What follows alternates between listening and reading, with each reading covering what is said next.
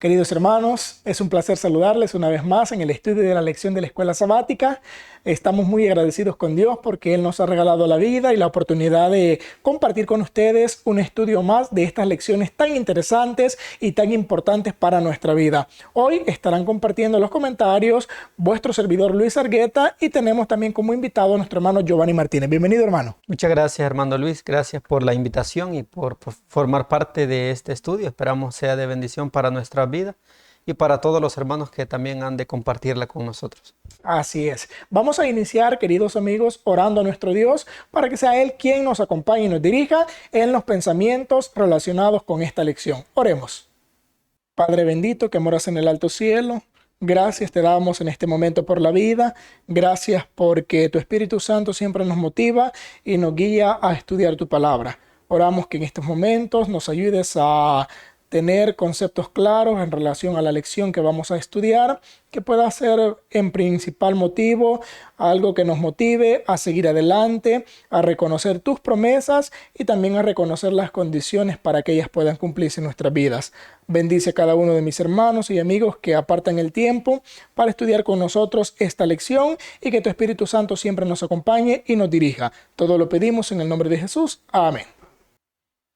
Muy bien, luego de haber orado a nuestro Dios, vamos a tener el estudio de la lección. No olvidemos, queridos amigos y hermanos, que la lección con respuesta o el documento de la lección con respuesta se deja en el primer comentario. Así que si ustedes desean descargar ese archivo, pueden irse a los comentarios y en el primero, ahí encontrarán el enlace para poder descargarla. Hoy vamos a tener el estudio de una lección que es bastante impresionante por todas las profecías que fueron dadas. El título es Profecías de Restauración.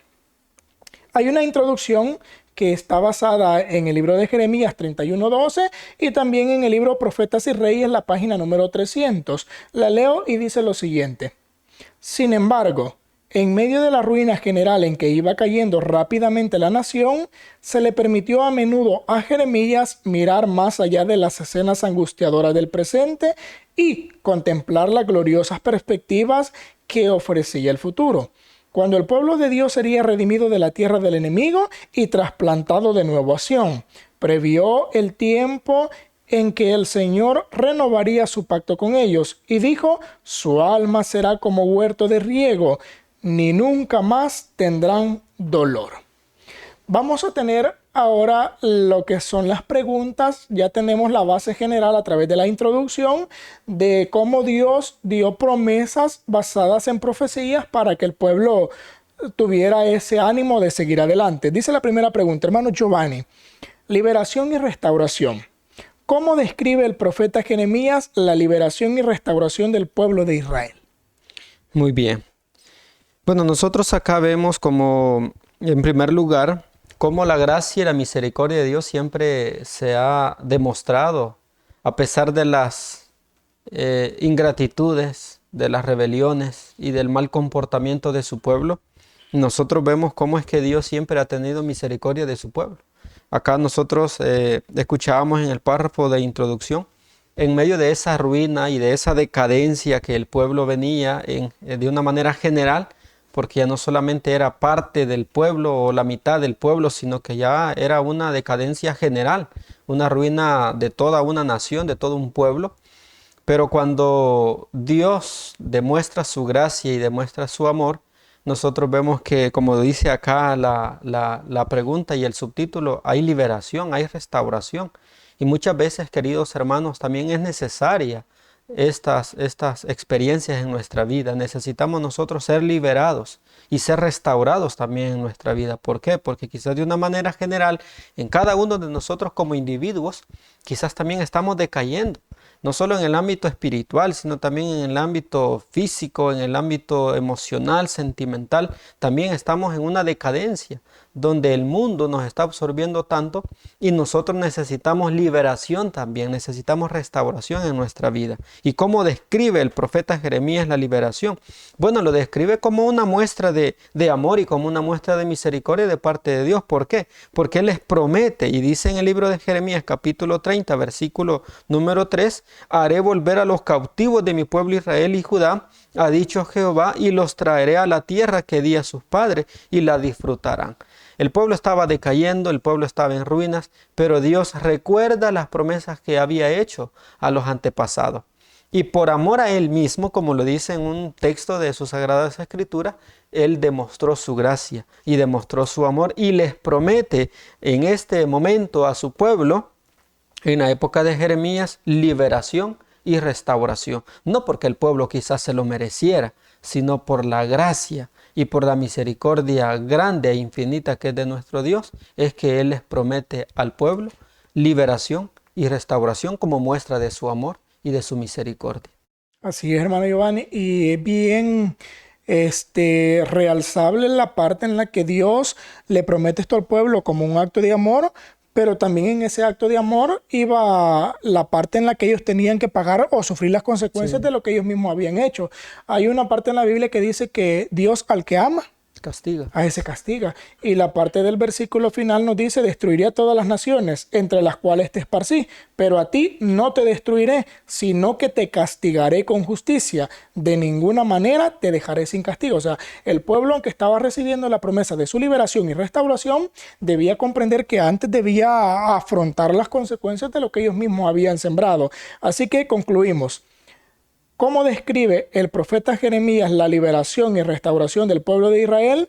Lo describe como una muestra de amor y misericordia, ya que dice que los haría volver a la tierra que le dio a sus padres y que esa tierra la disfrutarían, en esa tierra descansarían y estarían tranquilos. Amén. Pasamos a la pregunta número 2. ¿Cuáles son algunas de las señales específicas y promesas de restauración que Dios ofrece para el regreso del exilio y la restauración de la tierra prometida? Acá tenemos 2 puntos a puntualizar. Número 1, señales específicas.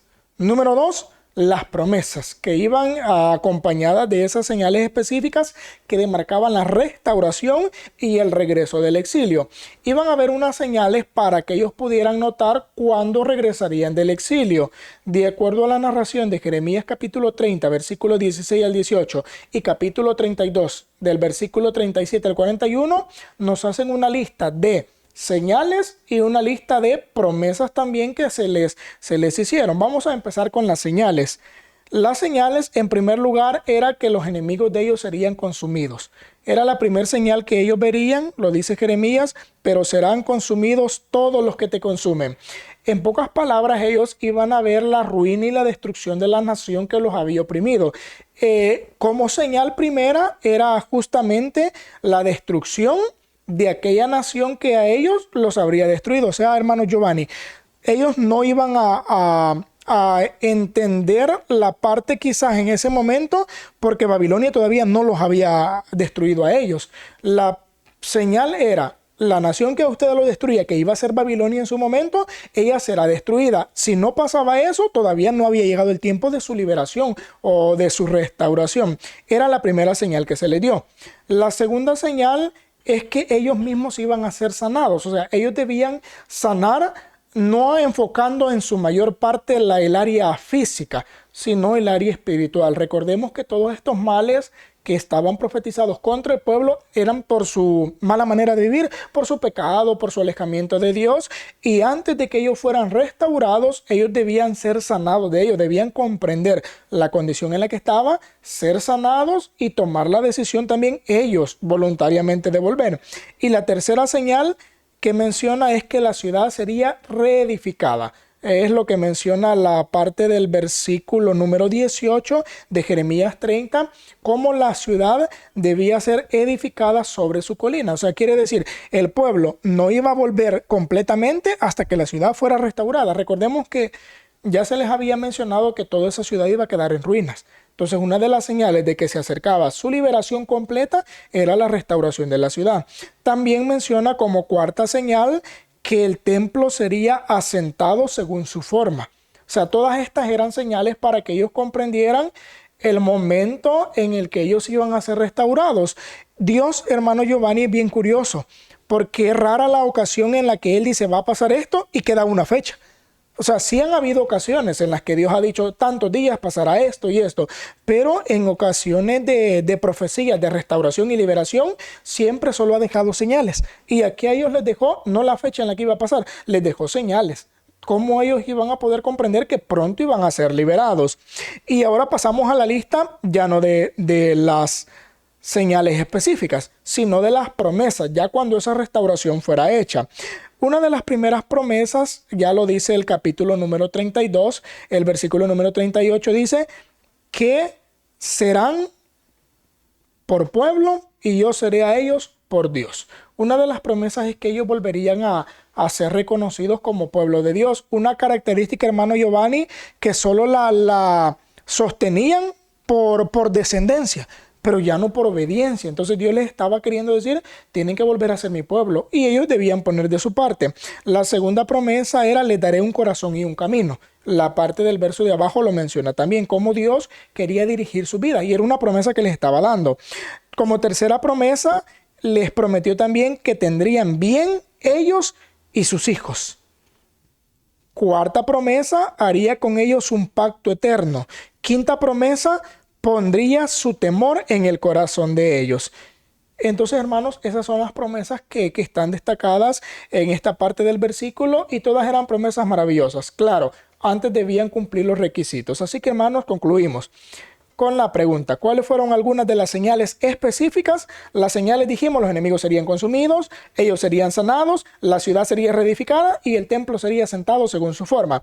Y las promesas de la restauración eran que volverían a ser pueblo de Dios, que también Dios les daría un corazón y un camino. Otra promesa era que les haría bien a ellos y a sus hijos, que haría con ellos pacto eterno y que pondría su temor en el corazón de ellos. Pasamos a la pregunta número 3. Promesas renovadas. Anciano Giovanni, ¿cuál era la situación angustiosa del profeta Jeremías cuando Dios le habló por segunda vez? Muy bien, hermanos. Acá nosotros tenemos una historia que llena de mucha esperanza a los que sirven al Señor. ¿Por qué? Porque todos los que han servido a Jesús, los que han decidido entregar su vida a Jesús, han tenido que atravesar por momentos muy difíciles. Sí. Por momentos, como dice acá la pregunta, momentos angustiosos, terribles, no solamente emocional, sentimental, sino también físico, en donde se les ha tenido que ocasionar dolor, sufrimiento, y solamente por el hecho de ser fiel a Dios y de servirle a Dios. Esta fue la experiencia de Jeremías. Él estaba atravesando una situación muy lamentable.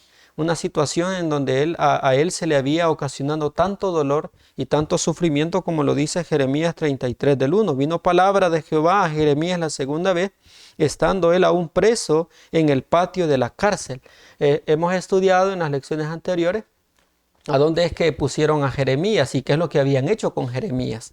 Y nosotros vemos que aún estaba él en ese lugar, aún estaba en esa condición, cuando en medio de toda esa tribulación, en medio de toda esa angustia que tenía el siervo de Dios, ¿qué es lo que vino a Jeremías? Palabra de Dios, ¿verdad? Vino a él un mensaje de parte del Señor. Y llama mucho la atención porque acá ya no es Jeremías el que está suplicando a Dios, sino que es Dios el que le pide a Jeremías hacer algo.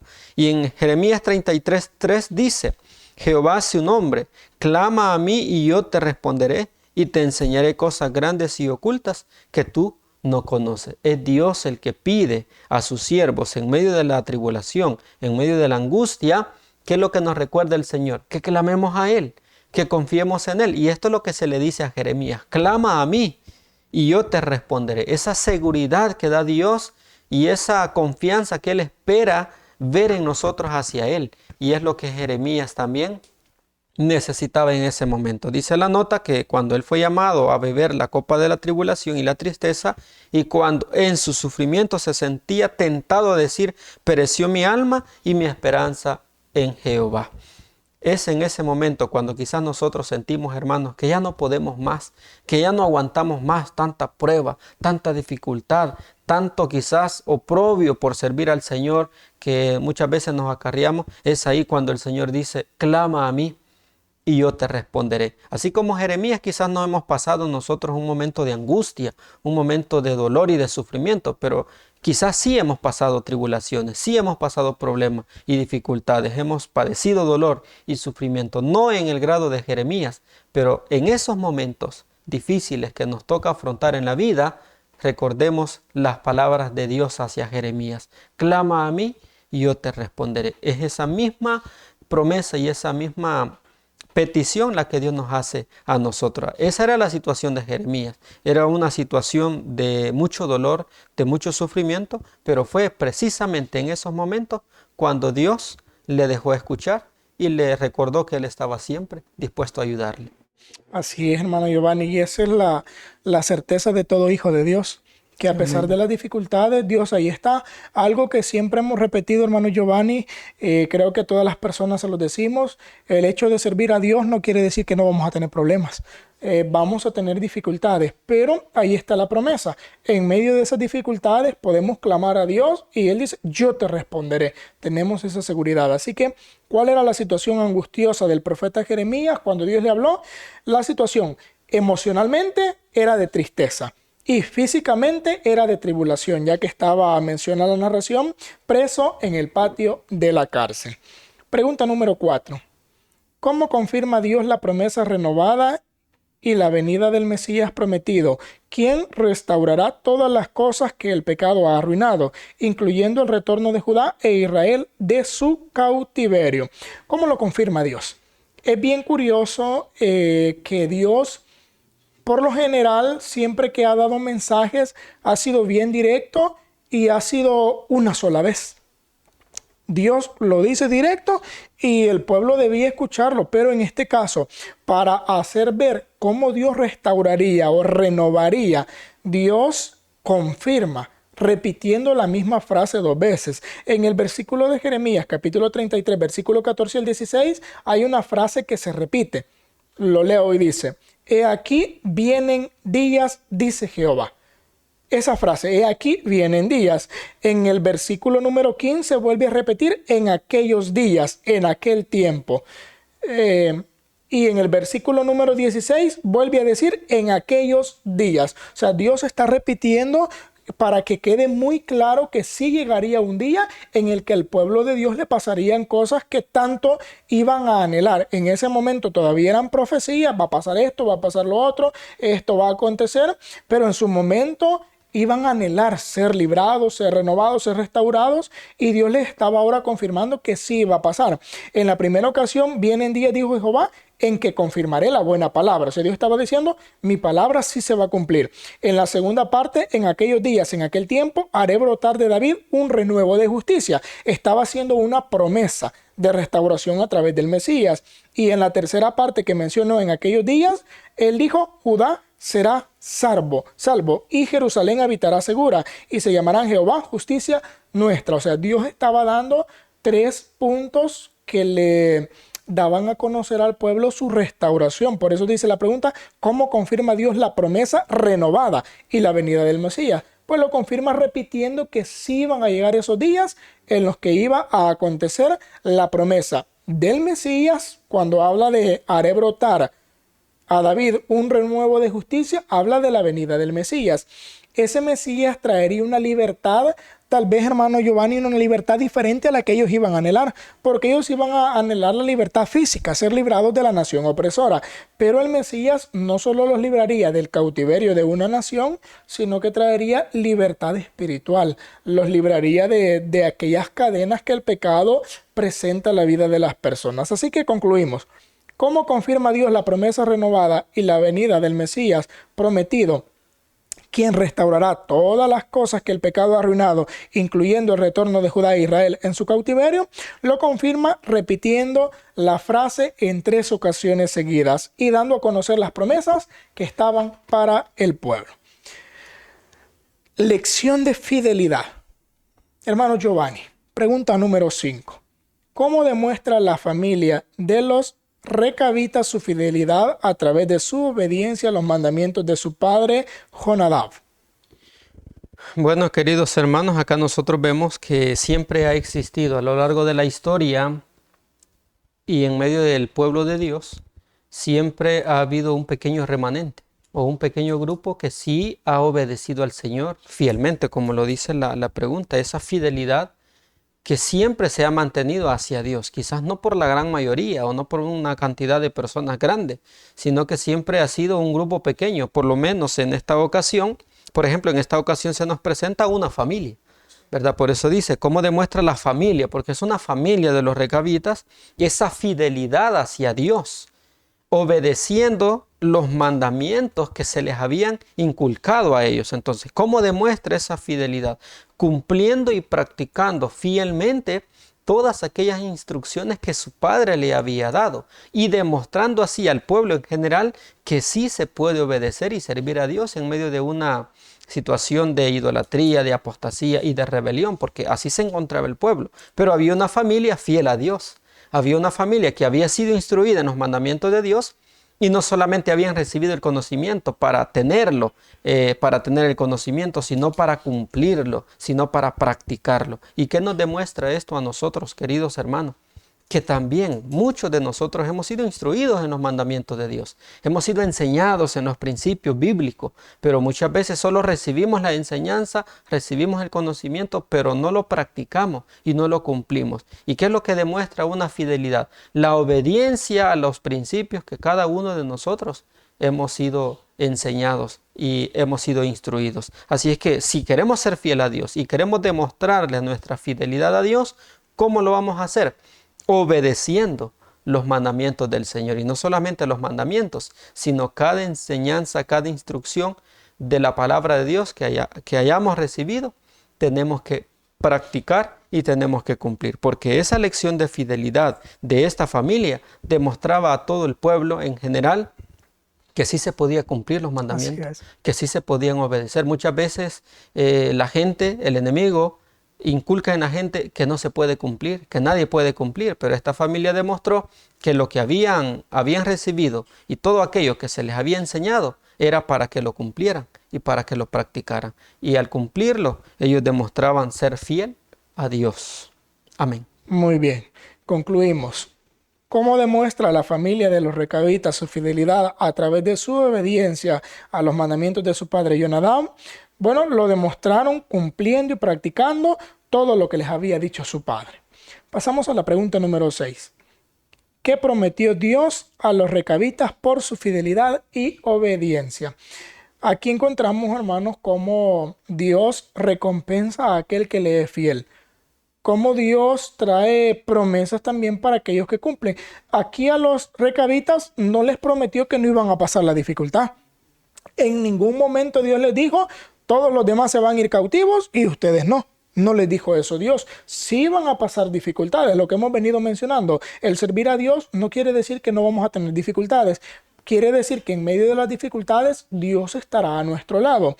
Y a esta familia Dios le hizo promesas. Primero le recalcó, por cuanto obedecisteis al mandamiento de Jonadab vuestro padre y guardasteis todos sus mandamientos e hiciste conforme a todas las cosas que os mandó. O sea, habían cumplido todo. Ellos demostraron, lo que ya dijo el hermano Giovanni, la fidelidad. Demostraron de verdad que querían no solo tener un conocimiento, sino a la vez lo vivían, lo practicaban. Y eso les traería un resultado maravilloso. ¿Qué les prometió Dios?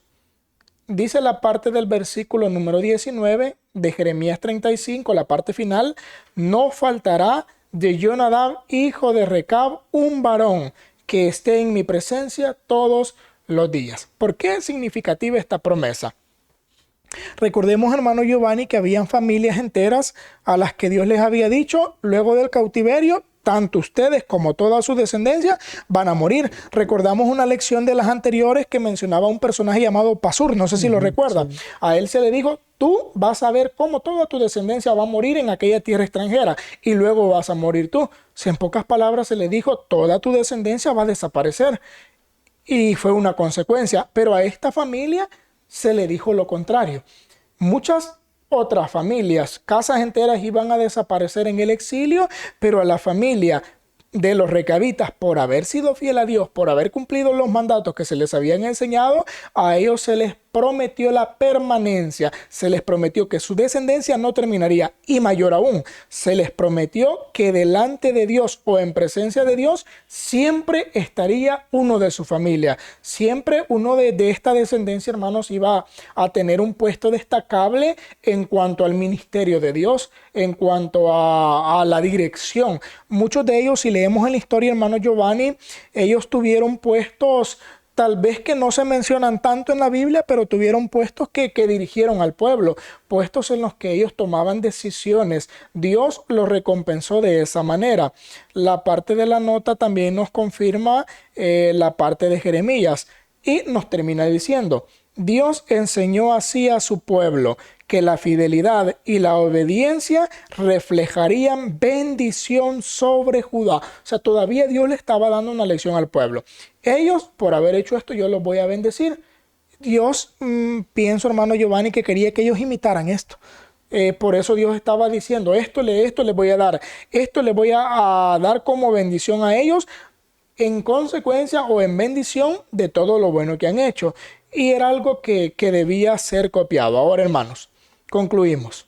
¿Qué prometió Dios a los recabitas por su fidelidad y obediencia? Lo que les prometió fue: no faltará de Jonadab, hijo de Recab, un varón que esté en mi presencia todos los días. Pregunta número 7 y conclusión. Hermano Giovanni, ¿qué lección sobre la fidelidad enseña Dios al pueblo de Judá a través del ejemplo de los recabitas? Bueno, hermanos, aquí nosotros tenemos pues una gran lección que sería muy importante imitar, ¿verdad? Necesaria también imitar esta lección que aprendemos de la familia. ¿Por qué? Porque ellos habían sido instruidos, como hemos dicho anteriormente, habían sido enseñados en la verdad de la palabra de Dios, en las Sagradas Escrituras, especialmente en los mandamientos. Y no solamente habían recibido la enseñanza, no solamente habían recibido esa instrucción, sino que se habían esforzado por practicarla y por cumplirla. Cada una de las enseñanzas que su padre les había dado, ellos lo habían tomado con mucho respeto, con mucho valor y con mucho deseo de practicarlo así como se les había enseñado. Y la lección para nosotros es lo mismo. Si a nosotros se nos da una enseñanza, no tenemos que pasarla por alto o solo quedarnos con la enseñanza ni con el conocimiento, sino que si se nos enseña algo, tenemos que cumplirlo y tenemos que practicarlo. Esa es la lección que se nos deja. Cada enseñanza y cada instrucción que recibimos es para que la obedezcamos, es para que la cumplamos y para que de esa manera podamos alcanzar los favores y las bendiciones de nuestro Dios. En toda esta lección que hemos visto, según decía el título de esta lección, Profecías de Restauración, a nosotros también se nos promete restauración, a nosotros también se nos promete liberación. Pero ¿qué necesitamos hacer para que se pueda cumplir estas dos cosas en nuestra vida? Tanto la liberación del pecado, la liberación de este mundo que tanto nos está esclavizando y nos está trayendo, necesitamos ser liberados. Pero ¿qué necesitamos hacer para ser liberados? Cumplir los requerimientos del Señor. ¿Y qué necesitamos para ser también restaurados? Obedecer los mandamientos de Dios. La lección que nos enseña esta familia, porque es toda una familia del ejemplo de los recabitas, es una lección de obediencia, una lección de fidelidad a los mandamientos de Dios y de la voluntad que debemos de tener nosotros de obedecer y de cumplir sin refutar, sin murmurar o sin renegar contra los principios que Dios nos establece, porque muchas veces eso es lo que quizás nos evita una obediencia, que se nos pide hacer algo que nosotros quizás no estamos dispuestos a hacer por la falta de humildad. Así que, queridos hermanos, una gran lección se nos deja ahora a nosotros, y el ejemplo de esta familia es estar dispuesto a obedecer. Que el Señor pueda bendecir esta lección y también este ejemplo podamos estar dispuestos a imitarlo. Amén. Qué maravillosa lección entonces tenemos, hermano Giovanni, sobre esta familia, cómo demostró fidelidad a Dios. Así que concluimos con la respuesta de esta pregunta. ¿Qué lección sobre la fidelidad enseña Dios al pueblo de Judá a través del ejemplo de los recabitas? Tenemos la lección de que debemos obedecer de la misma manera que ellos obedecieron. Y como lección secundaria también tenemos que al obedecer hay bendición y al desobedecer hay maldición. Así que, queridos hermanos, es así como concluimos el estudio de esta lección, esperando que la parte del ejemplo bueno sea digno de imitar y las cosas malas que el pueblo hizo las podamos evitar en nuestra vida. Que Dios pueda ayudarnos a tener ese concepto claro de que el obedecerle trae grandes bendiciones. Vamos a finalizar orando a nuestro Dios. Bondadoso y amante Padre que estás en el cielo, santificado sea tu nombre.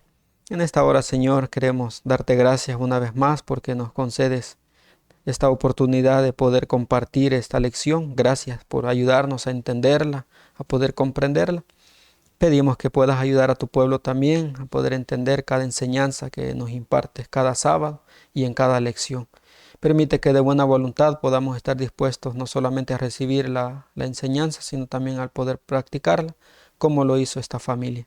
Permite que podamos imitar ese ejemplo y podamos tener esa misma voluntad y ese mismo deseo de serte fiel en obedecer todos tus requerimientos, especialmente los mandamientos de tu santa ley. Bendice a todos los amigos y hermanos que nos acompañaron en este estudio y permite, Señor, que sea de gran bendición para todos los que hemos estudiado esta lección. Te lo agradecemos y te lo suplicamos en el nombre de Cristo Jesús. Amén.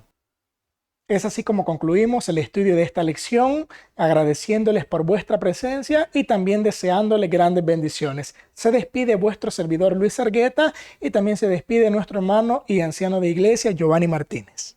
Muchas gracias, hermano Luis. Gracias a los hermanos y amigos que nos acompañaron en este estudio y gracias una vez más por habernos dado la oportunidad de poder compartir esta lección. Que el Señor les bendiga y desde ya un feliz santo sábado para todos. Bendiciones para todos.